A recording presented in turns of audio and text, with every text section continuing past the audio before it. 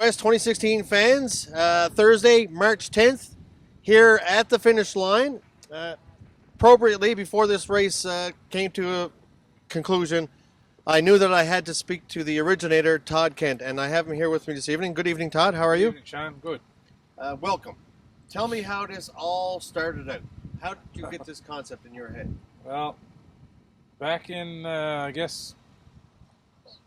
we started in 2006. It was a couple of years before that. I was working with the Department of Tourism at the time, and so I always liked to be involved in projects. But I had a folder in my computer called Potential Projects. And one of those projects was a snowmobile endurance race. So every time I had it there, and every time I'd think something come in my head about a snowmobile endurance race or some idea, I'd go in, make a note, put it in the folder, and close it again. And I guess I had that there for probably 2 years or more. So one morning, I was putting some notes in there or something, and I said, geez, I must haul it out. And I said, well, I'm going to get a few key people together and put it on the table and try and just explain what my vision is for it and what the idea is all about. And I put it on the table and see if people were interested in working together to put it off. And so I got a positive response. We had some government agencies there and some volunteers and other groups, and we needed a proponent. So I was with the White Wolf Snowmobile Club at that time as well, and they were all gung ho for it. So they became the proponent of the event, and it just went from there. We planned the 2006. We put that together, and it was a short race, about 1,200 kilometers. Went to Sheffield, Churchill Falls, and back to here. And I think it was a $20,000 purse. And we had 15 teams, one backed out. So we had 14 teams actually race, and as you can see, it just bloomed, just snowballed from there. The rest they say is history. Yeah. It was. We had no trouble getting people together for it, and we had all the raw materials, Sean. We had the country. We certainly had the winter. We got snow, and we had support. We had a lot of support from volunteers, business community. The business community came on board. Government agencies such as the COA and the province came on board. I mean, it just was overwhelming support, and that was good because it gave the volunteers a lot of motivation to work towards a successful event. So anyway, then it just kind of grew from there, and we were doing it every year. When that got little tough every year, because by the time you were paying the bill for the last race, you're right into the next one. And it was tough on racers that wanting to do the race every year. It was tough on volunteers having to work it every year, because there was no end of when you finish up one, you're right into the other. So there was no let up, and hard on sponsors, corporate sponsors. You're going to corporate sponsors every year looking for money to help put the event off. So. And the sponsors have been great. They've been great, and they're still great, as you can see. But anyway, just so we decided to go with every 2 years. And I mean, fellows like Eldon Wheaton, he was on the committee. He was on the committee since day one. He's still on the committee.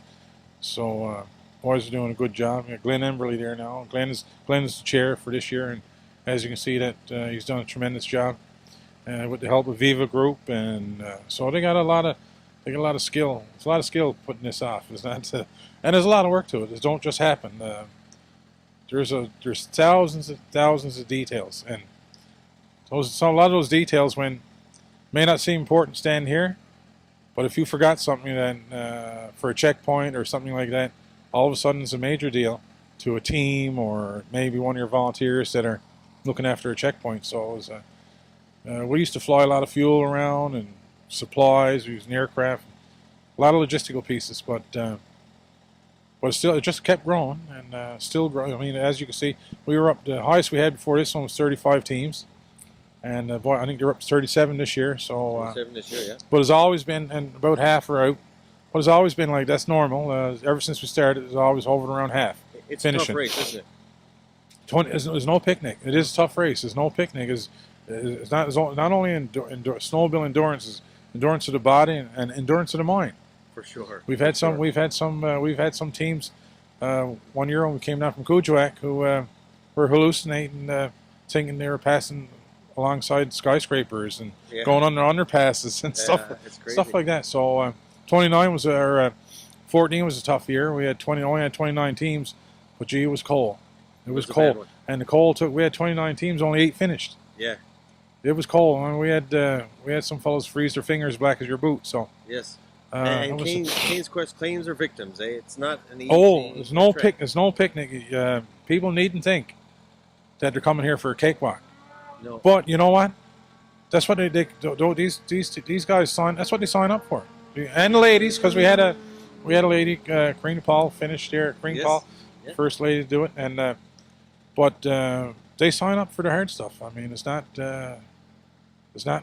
for the faint of heart. Put it that way. Not for the faint of heart No. or the weak of body. No. Now, 10 years ago, you had a vision to what you really wanted to see.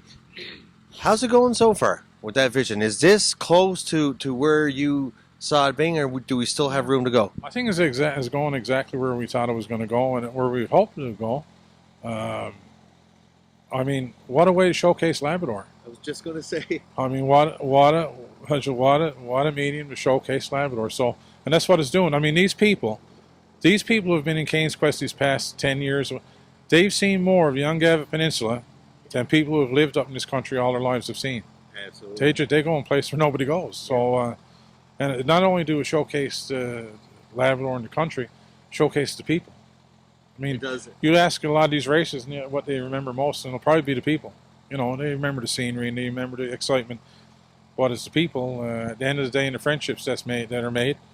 I mean, it's brought Labrador closer together in terms of like Labrador West being involved with North Coast or South Coast, Yes, South Coast being absolutely. involved with North Coast, and all Aboriginal groups have been come involved, and it's kind of brought Labrador. It's one of those things that I've been at award ceremonies when and some of these guys from North Coast and South got up to speak and make the hair stand back your neck. I mean, For sure. it's Yeah. a big. It's more than just the race itself. It's about the people. It's about showcasing Labrador, and I think it's working. I think 2016 has proven that once again.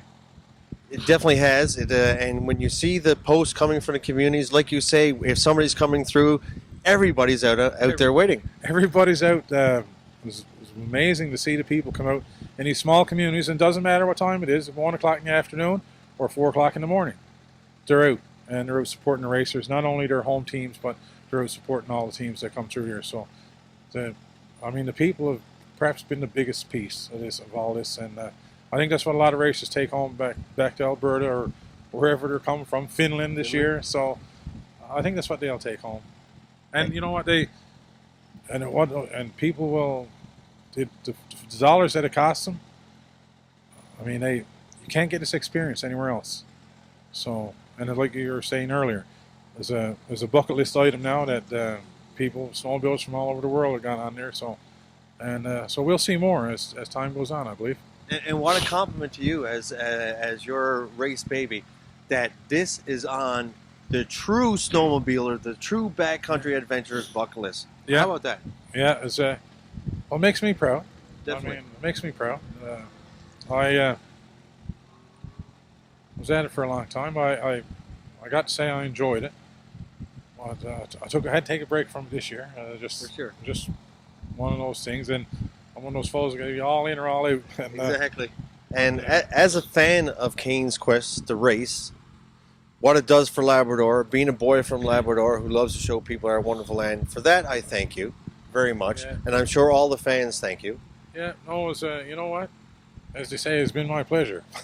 Yes. But I really want to compliment Glenn, Emerly, and Eldon Wheaton and Viva Group and all the volunteers on a tremendous job this year. It's spectacular, and I just want to compliment them guys on a tremendous job. For sure. It seems like you have created a machine that seems to cause the correct people to gravitate towards this and make it a huge success. I don't think there's any stopping it now. It's just the snowball just keeps on rolling, and I hope it does. I hope it continues. It's a big event. People from Labrador love it. I don't know what the numbers are on social media and the website and stuff, but they're probably phenomenal. And They you know, seem there are like some good numbers out there. people from all over the world are watching us. And again, a showcase in Labrador, and that's a good thing. For sure. Now, I heard mention before of a folder that said projects. Potential projects. Yeah. Any has that folder been opened in the last little while?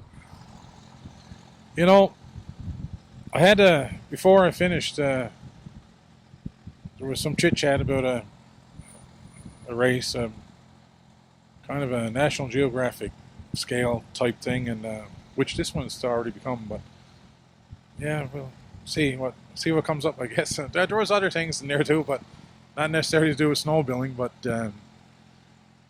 I'd like to see us go through the Torngat Mountains someday. Nice. I already had, you know, we spoke with Torngat Mountain National Park people, and that was some time ago. I mean, we'll probably see that someday. That's, you know, that takes some planning. And Stay tuned, eh? yeah, I like to see a $250,000, $500,000 prize. Yeah, for First, sure. you know. But again, that's a story to be told, I suppose. That's in that folder. That's in the folder. We look forward to that folder being opening, and what Todd Kent has next to show Labrador to the world. Yeah. We thank you very much. Yeah. Thanks, Anything else you want to say, or anyone you want to shout out to? Just once again, I want to thank all those volunteers out there who, right across Labrador, takes upwards of 300 volunteers to pull this off. And without them, it ain't happening. And our sponsors. And I can tell that all these people that you're talking about now have been, and will always be close to your heart. Oh yes. You just can't. You can have all the money, you can have everything, but if you don't have those people to do the work those people on the ground do that legwork, it's not going to happen. So, a shout out to the volunteers. Way to go. Thank you very much. Right on. Canes Quest 2016. Thank you, Todd Kent.